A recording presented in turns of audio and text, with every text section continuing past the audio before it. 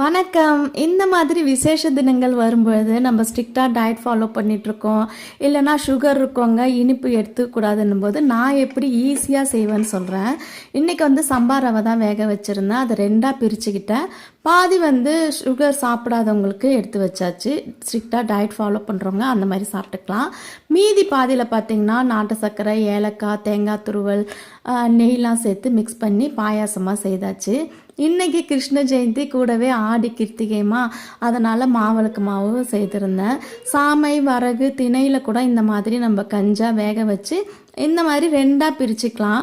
ஏன்னா நமக்கு வீட்டில் வேலைகள் செய்யும்போது அதோட கஷ்டம் நமக்கு தான் தெரியும். அப்போ வேலையை ஈஸியாக குறைச்சிக்கிறதுக்கு நான் இப்படி தான் ஃபாலோ பண்ணுவோம். நீங்களும் ட்ரை பண்ணி பாருங்கள்.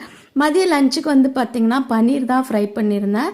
பாதி ரைஸ் சேர்க்காமல் எடுத்து வச்சுட்டேன். மீதி பாதியில் ரைஸ் மிக்ஸ் பண்ணி பன்னீர் ரைஸ் செய்தாச்சு.